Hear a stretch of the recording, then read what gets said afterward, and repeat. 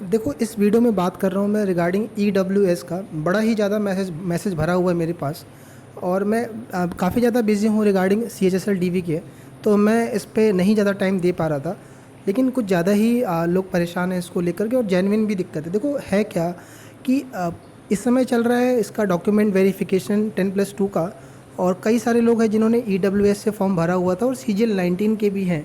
लोग डरे हुए हैं कि कहीं उनको प्रोविज़नल दे दिया, बिकॉज़ एक क्रूशियल डेट का है, और वो इशू जो है वो मैं आपको आगे डिस्कस करता हूँ। और डर है कि कहीं उनको प्रोविज़नल देने के बाद भी कहीं बाद में कहीं ऐसा तो ना होगा कि कोई पोस्ट ही ना मिले, और बाद में कोई बाद में रिजेक्ट कर दिया जाए, तो बड़ा दिक्कत हो जाएगा उनके लिए, राइट।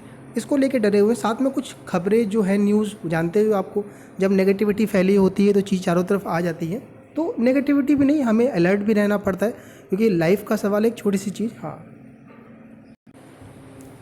तो इसमें देखो सबसे पहली जो चीज़ है जो न्यूज़ में चली है, एक है DSSB का। एक कोई टीचर का था शायद मेरे हिसाब से, तो उनका कैंसिल हुआ है ये कैंडिडेचर, राइट। और ये क्या नोटिस है आप एक बार पढ़ लीजिएगा। रीज़न वही था कि जो डेट रहता है जिस फाइनेंशियल ईयर के लिए चाहिए था आपका, ये उस डेट का नहीं था। एक ये बड़ा ही आज वायरल हुआ, लोग बड़ा परेशान थे। अच्छा, इसको देख करके बहुत ज़्यादा पैनिक मत हो जाना, पहले पूरी बात देख लो एंड तक। मैं जो बातें बता रहा हूँ आपको, इसीलिए मैं बिना कुछ ऐसा चीज़ें ना किए करता नहीं हूँ। लोग कुछ ज़्यादा ही मैसेज भर दिए थे, तो मुझे ये करना पड़ा।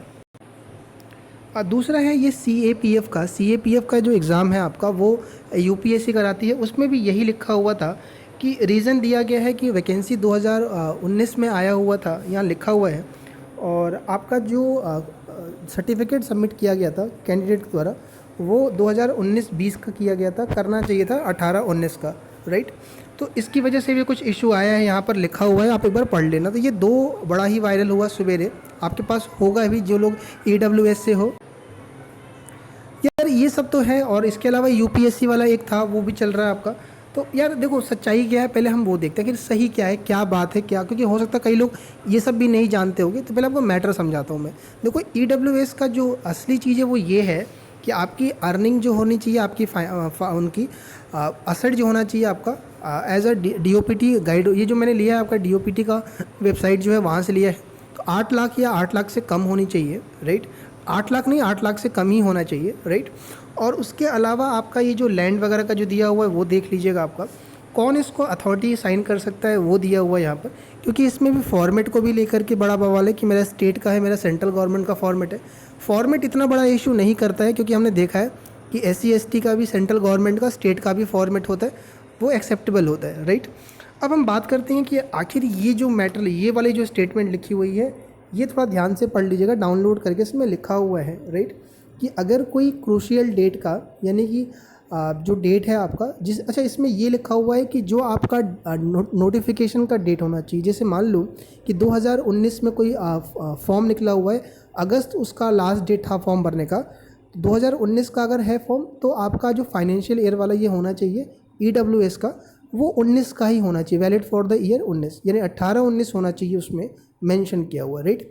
और ये चीज़ इसमें लिखा हुआ है। अगर ऐसा नहीं है, उसके बाद का है, 19 के बाद का देता है, कोई 20 में देता है, 21 में देता है, क्योंकि होता क्या है कि 19 की वैकेंसी 2022 में या 21 में क्लियर होती है, राइट। तो लोग नहीं बनवा पाते या डिले से बन पाता। तो अगर ऐसा है तो उसको प्रोविज़नल दिया जाएगा। अब ये प्रोविज़नल के केस में क्या होता है कि जो आपकी मार्क्स, जो आपकी सर्टिफिकेट है, वो डिपार्टमेंट चेक करवाता है। डिपार्टमेंट कैसे करवाता है? जब आपकी नौकरी लगती है तो डिपार्टमेंट आपका एक बार दोबारा से डॉक्यूमेंट वेरीफाई पूरा होता है, फिर से होता है, और फिर वो कैटेगरी अगर आपका EWS है तो यहाँ पर अगर लिखा हुआ है जिसका P होगा, वो करवाएगा, दोबारा से आपको भेजा जाएगा वहाँ से जहाँ से ये बना हुआ था। एंड देन फिर तहसीलदार, पटवारी, जो भी है, जो भी उनके अथॉरिटी होती है, कंसर्न अथॉरिटी, वो इसको क्लियर करके देती है, राइट। ये मैटर है इसका प्रोविजनल का, राइट। अब सवाल ये उठता है कि अब करें क्या? देखो, ये तो रूल हो गया, और बाकी उधर कैंसिलेशन का भी देखा है। अब करें क्या, पहले ये सवाल है। दिक्कत ये है कि 2018 वाला लोग बनवाए हैं, लेकिन गलती से स्टेट ने या फिर ऑफिशियल की वजह से गलती से वो 19-20 उनकी गलती से लिख दिया गया है, लेकिन कोई अपनी गलती नहीं मानता, और वो दोबारा से चेंज भी नहीं होना है, राइट। दूसरी बात ये भी है कि SSC में ये पहली बार ये इंट्रोड्यूस हुआ है, MTS से चल रहा है, राइट। और MTS के बाद आपका CGL है 19, CHSL 18 है, और आपका CHSL 19 होगा। CGL में पहले 18 में नहीं था ये आपका। तो जब तक ये किसी के साथ अभी हुआ नहीं है तो आगे पता नहीं चल पाता है कि आखिर होगा क्या। अच्छा, मिला तो प्रोविज़नल है आपको, MTS में आपको पता ही है कि काफ़ी लोगों को प्रोविज़नल दिया गया है, यही इशू था उनका।